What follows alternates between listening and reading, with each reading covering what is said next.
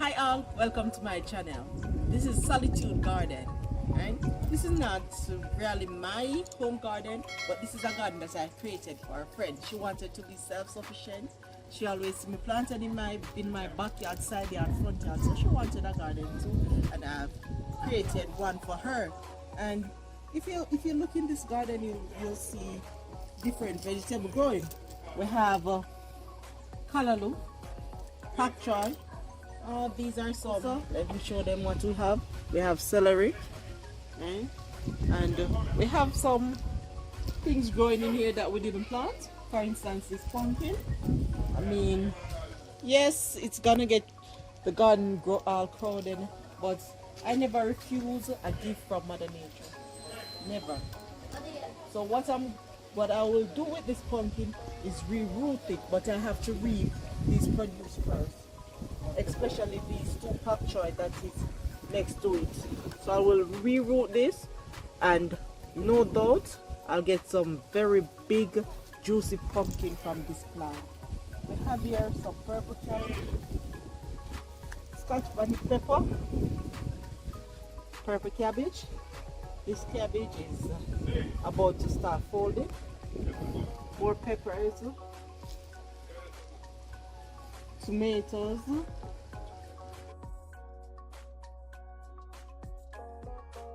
look over here. I super love this tomato plant. No one planted it. Some seed get there, it started to grow. What I did is to put some topsoil along with some cow manure around the soil, and it stayed there. Get mature, started to bear. If you look closer, you'll see the tomatoes growing. This garden is a perfect representation of how we started, where we are now, and how we'll finish. Well, this is the first raised bed that I've created. If you realize it's not so neat, I've done it free-handed, and we have reaped some pak choy callaloo twice, pak choy from it, and this is the second raised bed that was created. A little bit neater, better. We have just planted some string beans in it, and if you take a closer look, you realize where they have just begun to grow, and there are a lot more to start growing. Not everything is up as yet, but hopefully by midweek, because they were planted last week, they tend to grow very quickly. They don't take long at all. Then the third raised bed, if you realize, it's just pure frame, nothing is in it as yet. And when we are packing this raised bed, I'll definitely take you along on this journey, my subscribers. Normally when we are doing this, we put cardboard at the base just to keep the moisture, and also to prevent from these grass or weeds from growing in the bed. After the cardboard now, we'll put the mulching, dry grass, dry leaves, peeling skin, you name it. Whatever can be used as mulch, we'll use that. We'll use manure, animal manure. Animal manure that we normally use are chicken manure, cow manure. That's the two manure that I use in my garden. Right? And then definitely topsoil at the top. No, these are vegetables. You don't need a lot of soil, lots of topsoil. You don't need. The soil here is poor, you can see, so we definitely needed these raised beds. There are some produce in this garden that are ready to be reaped, and we are going to reap today. Yes, a lot of people like when you're reaping, and not many likes to till the soil and plant the seeds, but a lot of people like to reap. Nobody wanna plant the corn, Everybody wanna read the boss.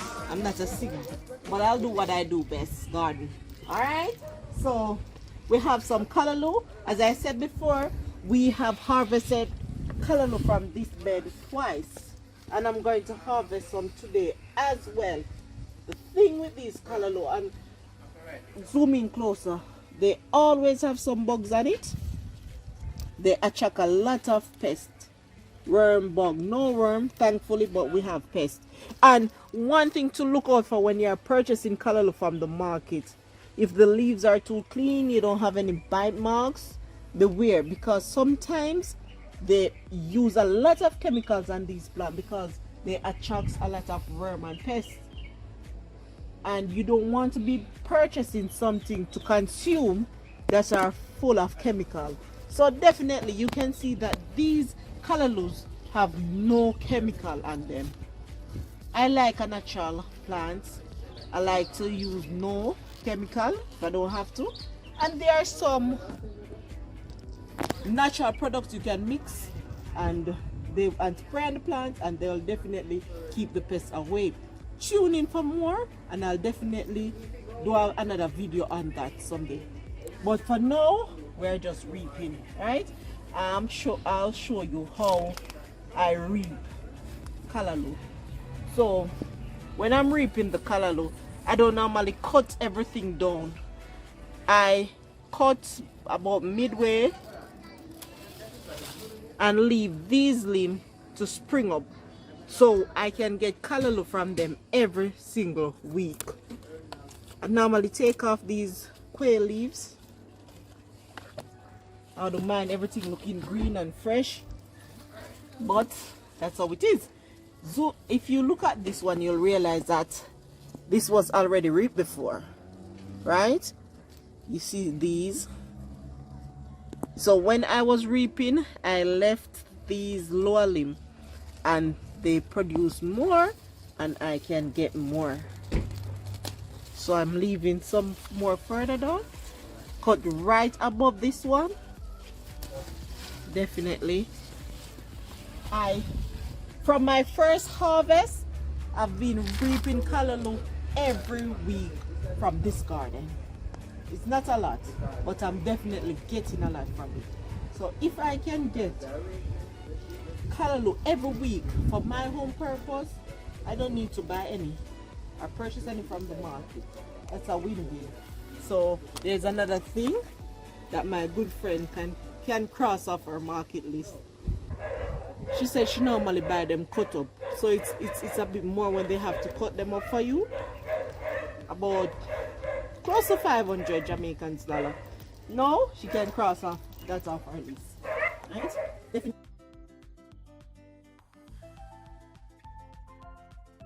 I'll leave some for next week harvest. There are some that are about to going seed. We can cut them as well. Leave the lower limb for next week harvest. Seeding. You don't want to leave these callaloo in the soil for too long because they will become old. Once you see them start to push out seeds, they are halfway there. They're almost old. So you'll have to reap them.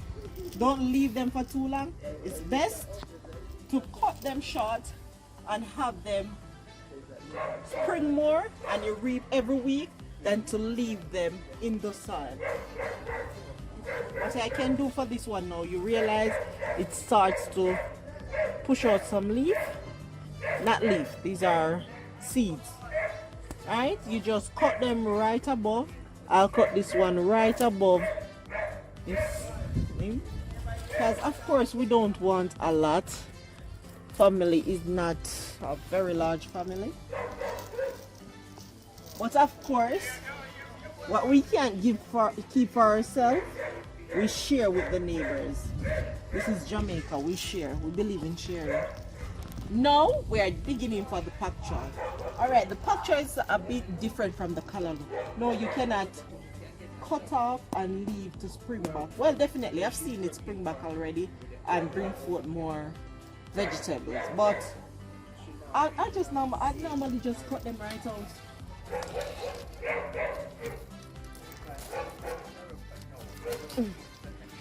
Or if you're a small family, you can just, you know, maybe cut some of the leaf off and utilize them. But I mean, one pak choy is not much. It's like probably 2 servings or so, depending on how much vegetable you consume. So I'll put that right there. When I finish them, you know, I'll wash them up with some salt water or vinegar. Not vinegar, but salt water. Right? And the salt water will get the pests, any pests that's on the vegetable. Will get rid of them. This is a chunky one. Not so bad. I'm gonna just cut in there. Not bad. Not bad at all. Not bad. Chunky. That's crunch. Alright.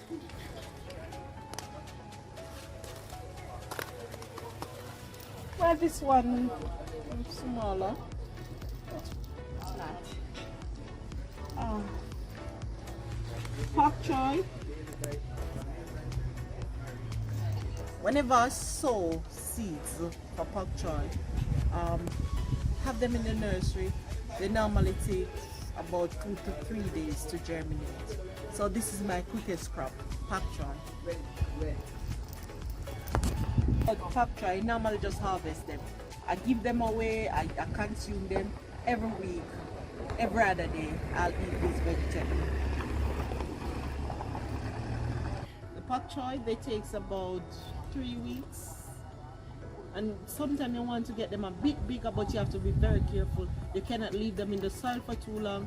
They will become tough. And you don't want them to have a bitter taste whenever you're consuming them.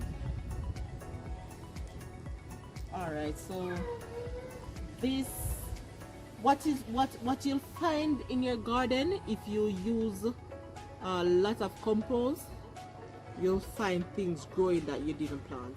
And they are growing from the compost. So this pumpkin seed may be from the compost, but I'm not going to pull it up. I saw it was a small plant, but I let it stay because I definitely want some pumpkin, soup, pie, anything. So let me just reroot it as best as possible.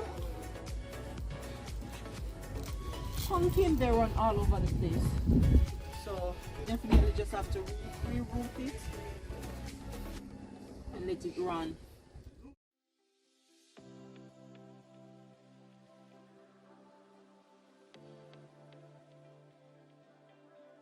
So from this garden, this is everything for today. Maybe next week, definitely next week, I am positive that I can come here and get some more callaloo, and those pak choy, they will be ready by next week. Now, let's go over to the peppers.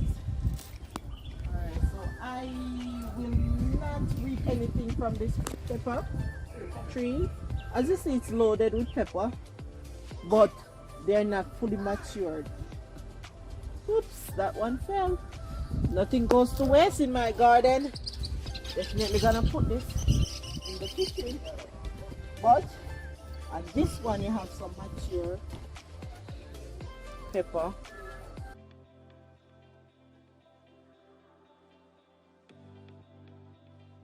This is a home garden. You don't want to reap everything all at once. You want to have fresh produce.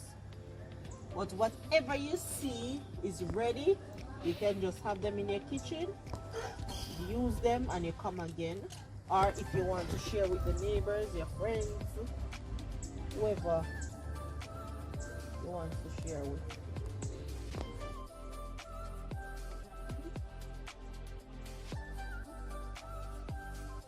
And sometimes it depends on what you are cooking. You will need some green peppers, some ripe, but once they're fit, they're just as hot. And these peppers are very hot. Scotch bonnet.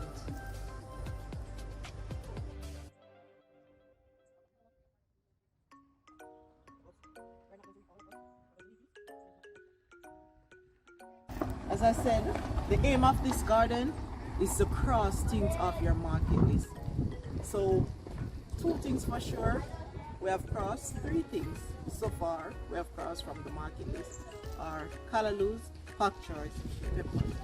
So you'll see whenever we are reaping these string beans be consumed. You'll see whenever we are filling out these raised bed, you're in for a treat. If you're a plant lover, if you're a lover of nature, and if you're definitely passionate about garden, you're in for a treat. Welcome to Solitude Garden.